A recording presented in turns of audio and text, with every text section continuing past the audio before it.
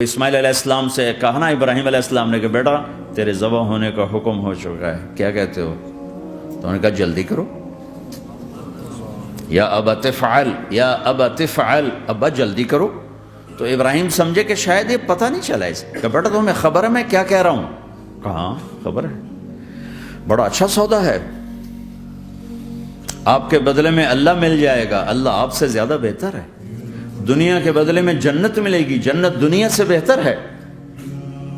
پھر معصوم بچوں کو خیال، ہاں میری ماں کو ضرور تکلیف ہوگی، تو اپنا کرتا اتارا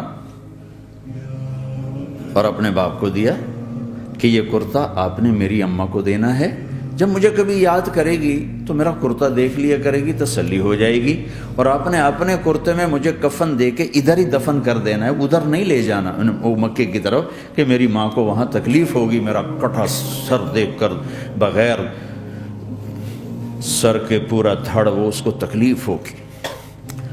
ایسا اطمینان سے چونکہ، اور ذبح ہونے والا بھی ایسی باتیں کرتا ہے، بابا میرے ہاتھ بھی باندھ دے، میرے پاؤں بھی باندھ دے، کہ ممکن ہے جب تو چھری چلائے اور میرا ہاتھ پاؤں ہلے تو تجھے لگ کے تمہیں تکلیف نہ ہو جائے۔ پیسے میں چین ہوتا، زندگی میں چین ہوتا نہیں، اللہ کو پانے میں چین ہے، اور ادھر وہ بھی اللہ کو ڈھونڈ رہا ہے۔ ارے میرے بھائیو، 60 برس کی دعا کے بعد بیٹا ملا، 60 برس دعا مانگی، یا اللہ اولاد دے دے، اولاد دے دے، اولاد دے دے، 60 سال کے بعد اولاد ہوئی، 84 سال کی عمر میں،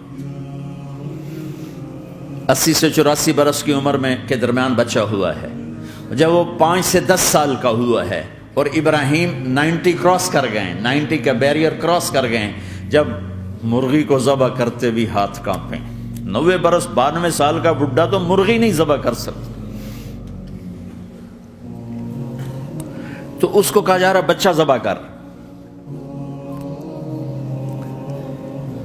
مینا کے پہاڑ سختہ تاری ہے، ہوائیں تھم چکی ہے، سورج مدہوش ہو رہا ہے، آسمان کے فرشتے ٹکٹکی باندھ رہے ہیں اور ان کے سانس اٹک رہے ہیں کہ یہ کیا ہو رہا ہے، کیا یہ بوڑھا کر جائے گا، کیا یہ اپنے بچے پر چھری چلا جائے گا؟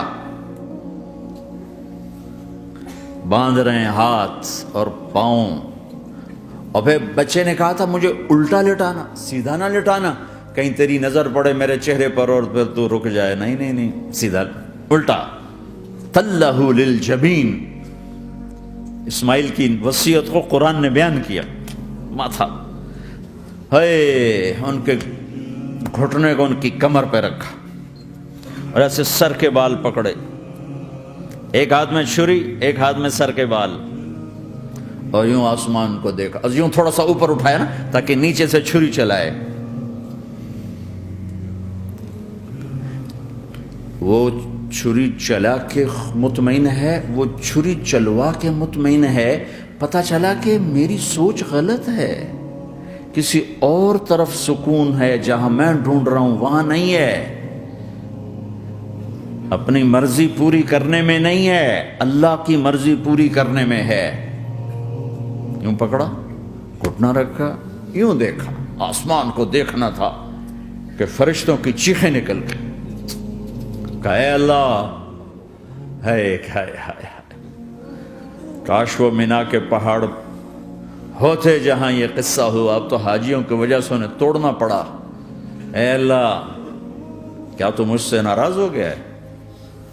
تو یہ سمجھتا ہے کہ اسماعیل کی محبت میرے دل تجھ سے زیادہ ہوگی؟ نہیں نہیں، میرے اندر تو ہی تو ہے، تیرے سوا کوئی نہیں ہے، اور اگر کوئی میرا تو نے امتحان لینا ہے میں حاضر ہوں۔ ایک اسماعیل کیا لاکھوں قربان ہو سکتے، چھری چلا دی۔ اگر میرا رب صرف دیکھ ہی رہا تھا کہ خلیل کہاں تک جاتا ہے، یاری نبھتی ہے کہ درمیان میں ٹوٹتی ہے۔ ارے تم سے بچوں پہ چھریاں نہیں چلوا رہا، تم سے کہہ رہا غلط کام چھوڑ دو، وہ تمہاری ہلاکت اور بربادی کا ذریعہ ہیں، یا موت سے ٹکر لے کے دکھا دو۔ یا قبر کے گڑھے میں جانے سے انکار کر دو، یا موت کے بعد کھڑے ہونے سے انکار کر دو، یا میرے رب کی جہنم کو پانی سے بجھا دو، میرے اللہ کی جنت کو آگ لگا دو، اور کہہ دو کوئی اللہ نہیں، کوئی حساب کتاب نہیں، جاؤ جو مرضی کرو۔ ادھر سب کچھ مانتے ہو، ادھر اسی سے بغاوت کرتے ہو، یہ کیا اسلام ہے؟ یہ کیا زندگی ہے؟ اے اللہ، ناراض ہو گیا ہے کہ میرے دل میں اسماعیل تجھ سے زیادہ نہیں، میرے رب ادھر تو ہی تو ہے، تیرے سوا کوئی نہیں ہے، تو ہی ہے۔ اور اگر ناراض نہیں کوئی میرا پیپر لے رہا ہے تو میں حاضر ہوں، یہ لے۔ اللہ اکبر، جو چھری چلائی، ساتوں آسمان کے فرشتوں کی چیخیں نکل